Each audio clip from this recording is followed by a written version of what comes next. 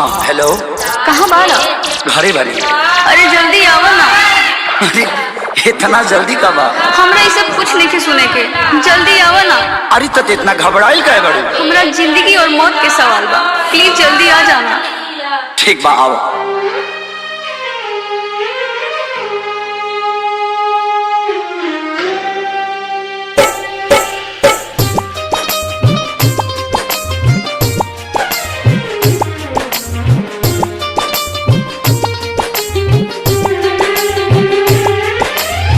DJ Sunil Raja.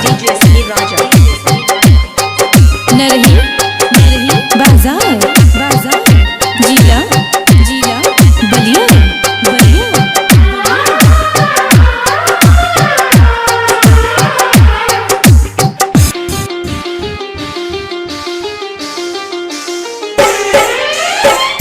पगली के भइल बाटे पागल के दासा, आज हमरा पता चलल प्रेम के भाषा।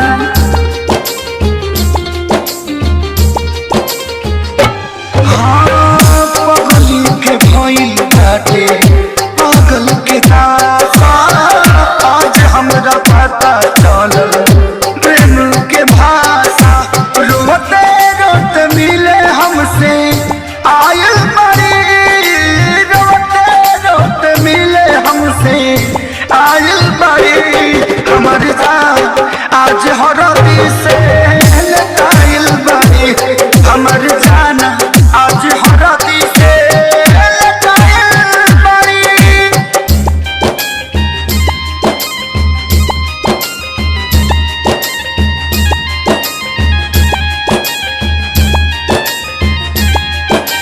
DJ Sunil Raja.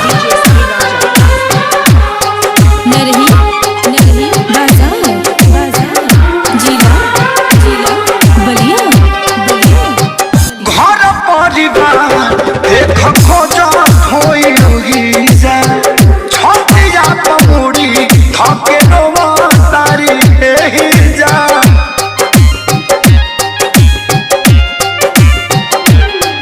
हथवा के मेहदी मिटावेली तो हमरे के समझावेली। अखिया बालो राइल पाटा लाइल बड़ी, अखिया बालो राइल पाटा लाइल बड़ी। हमर जान आज हरद से लटाइल बड़ी, हमर जान आज हरद से लटाइल बड़ी।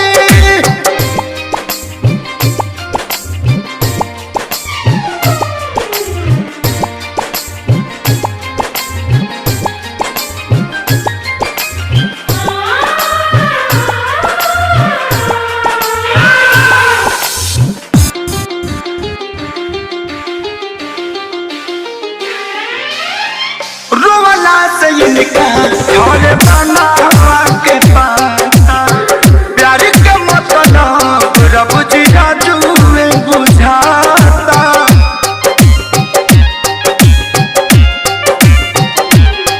हम इनका से तनिको खफा नहीं थी, काहे की जान बेवफा नहीं थी।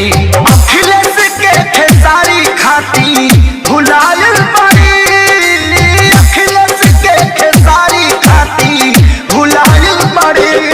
हमर जान आज हरद से लटाइल बड़ी, हमर जान आज हरद से लटाइल बड़ी।